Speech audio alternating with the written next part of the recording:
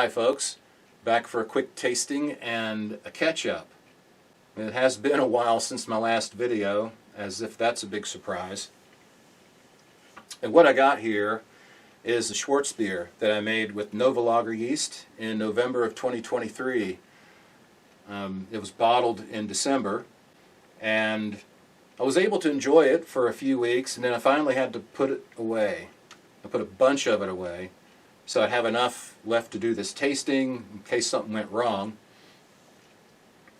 Now, I don't know how many of you have ever heard of the show Gilligan's Island, but I grew up watching reruns of that. And it was created by a guy called Sherwood Schwartz. And so I call this beer, in honor of him, Sherwood Schwarzbier. I guess that's a clever name. Right, so why don't I get into the recipe and then I'll pour it up. So this beer is 69% Pilsen Light dry malt extract. It had 14% Munich I, 7% CaraMunich II, and 7% Carafa III, and 3% chocolate malt. For the hops, at 60 minutes, bittered with Tettnang, 28 grams. And then at 30 minutes, 28 grams of Hallertau. And at 10 minutes, another 28 grams of Hallertau. It started at 10:45, finished a little bit high at 10:16 for 3.5% alcohol. Perfect for me. I don't care about it finishing a little high. As far as I remember, this was a nice, crisp, tasty beverage. It reminded me a lot of a local Schwarzbier made by one of my favorite brewing companies, Frays. They're across town, Pittsburgh. Their Schwarzbier is called Magnificent Beast, and it is magnificent. So I'm going to go ahead and pour this up now.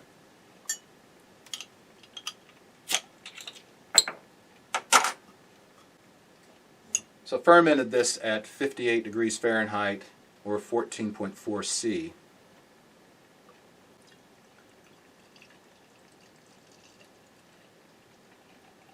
Got my proper dimpled German mug. I'll put this over here out of the way and give you a look at that.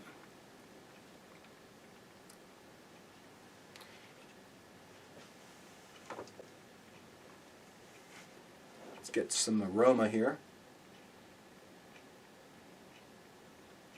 Yeah, some bready malt. Subtle hints of chocolate. Yeah. Quite thirsty, so I'm going to go ahead and go in for a taste. Cheers.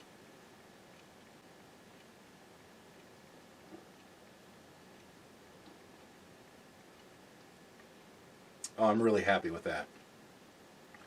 Yeah, that tastes a lot like the Schwarzbier from Frays. So what have I been up to? Well, as usual, I've been working on music.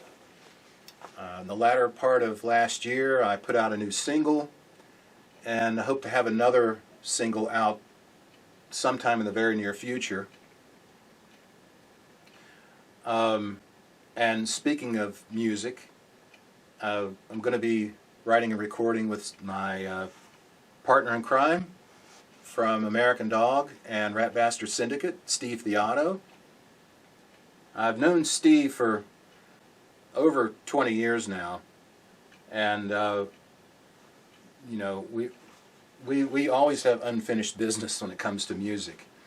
And when I left Rat Bastard Syndicate, we had made plans to go ahead and continue writing and recording together, even though I wasn't in the band.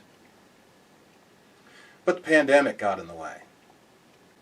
So in the last year and a half or so, we've been hanging out some in person.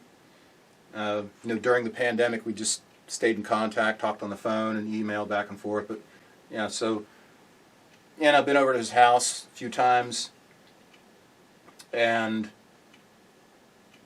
one of the things that's happened actually in the last, I guess, 8 or 9 months is that Steve got bitten by the beer can bug again. He is a beer can collector, just like me.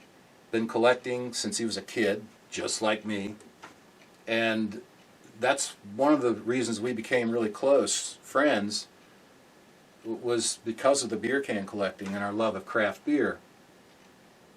So this last trip to his house recently, we've been trading cans some, but this last trip we went on a road journey to Marysville, Ohio, about an hour out of Columbus, to a place called Ramsey's. It's a pizza joint, and they have an enormous beer can collection there. And we were like kids in a candy store. Another cool thing happened is Michael Hannon, our band leader from American Dog, the bass player singer, he came out and had some pizza and beer with us, and we had a lot of laughs. It was a blast, and it was great to see Michael again.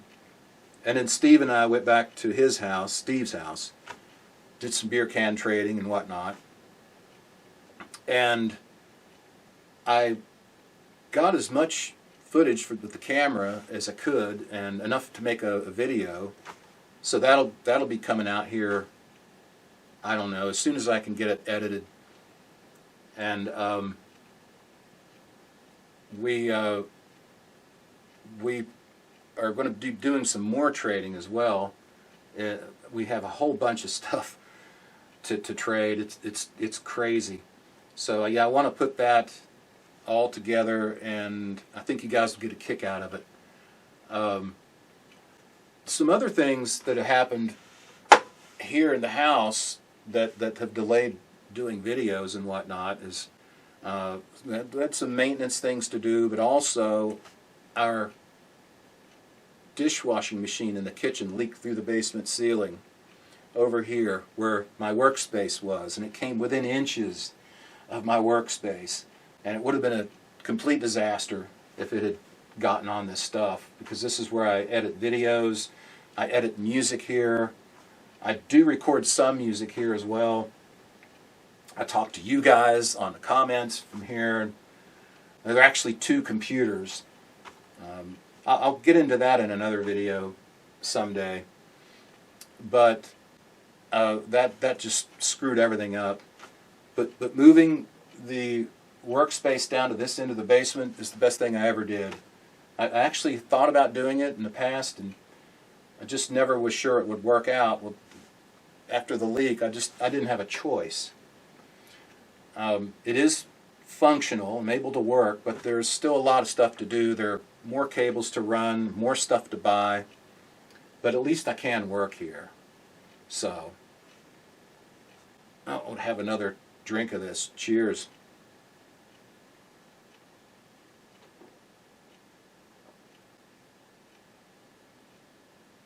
Oh yeah. Now, another thing with the beer cans that has been going on with Steve is trying to find space to expand the collection. And it got me all excited.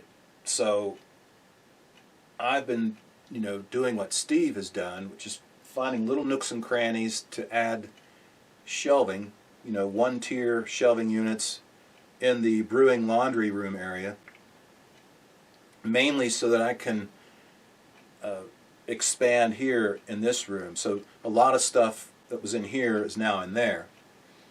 And I think what I'm going to do right now is turn the camera off, get behind it. I'm going to show you a little bit of what I've done, but I'm not going to talk about the cans themselves a lot, because I want to save that for that video I was telling you about. That'll have my trip to Steve's and to Ramsey's and so forth. So yeah, without further ado, let's cut this off now, and I'll catch you in a couple minutes. Cheers.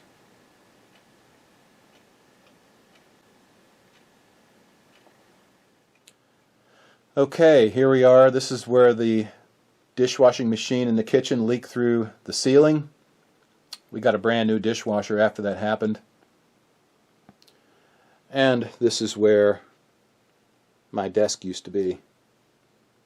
So one of the cool things is now you don't have to walk through my workspace to get to the entertainment area. As far as beer can shelving, I will be putting some shelves up here. And again, I'll get into that in another video. So let's move along. I don't want to spend a lot of time on this because I think the video's long enough as it is. Okay, so this is the first shelving unit I put in here in the laundry room brewing area. There's a beam that runs partway through the house, through the garage, and right just to the other side of that wall. It does not go all the way to the other side, but the previous owners had put this board up here, and I was able to put a thin strip of wood there. So these cans are partially on the steel beam and partially on this. These are American 16 ounce or 455 mil. And the same thing back here, except right there in the middle where the ductwork comes down, it puts some 12 ounce cans. 355 mil. But yeah, pretty cool. We come around here, a 2-tier shelving unit for my 7 and 8 ounce cans. I don't plan on adding any more of those. There's only 28 of them, so that's pretty much it. Up here, tall 12 ounce US cans. These are 355 mil. I have a lot more than that, but that's all I could fit in this space. And up here along the ductwork, even more. Those are actually American cans here, just old vintage American cans rather, including the original tall boy. And it goes right along here. I don't know if, yeah, I guess that looks okay on camera. Yeah, very happy with that. While I'm back here, I'll show you a beer I brewed on the 25th of April. This would be the second Nova Gold Lager with the NovaLager Yeast. And it chewed right through that beer. Now, one thing I want to point out is this does not have a thermowell in it. And I'll explain that in just a second. Instead I have this little, this is a gasket that I found. And I've got the probe right there against the fermenter. Keep that shut. The reason I have 2 thermometers, this here is just to measure the ambient temperature in the fridge, so I can keep track of that. Otherwise the beer is fermenting at 58 degrees Fahrenheit. Now over here is a pale ale I did on the 16th. This is ready to bottle, and this has a thermowell in it. Let me show you what I'm talking about. This is the thermowell here. This is the other one. Got the stopper here. The airlock goes in there. This is a really nice piece of equipment made by, I believe it was Brewer's Hardware. But the problem with the thermowell is the ambient temperature in the fridge gets too warm before it starts to cool down. And I've noticed that when I just have the probe against the fermenter, that it just works a lot better. And then right here above the door to the laundry room brewing area, I'm going to put a shelving unit right here to hold about 20 some odd cans. There's actually a set of cans I want to get, and I'll get into that in another video.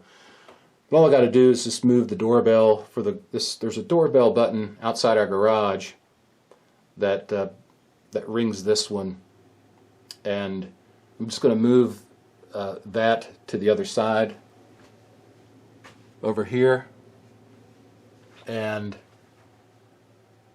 then put the shelf up, so that'll work really good. So the TV and this shelving unit used to be on this wall. That just works out so much better. Okay, so that's it. I hope you enjoyed it. Thanks for watching, and I'll catch you in the next video. Bye for now. Cheers.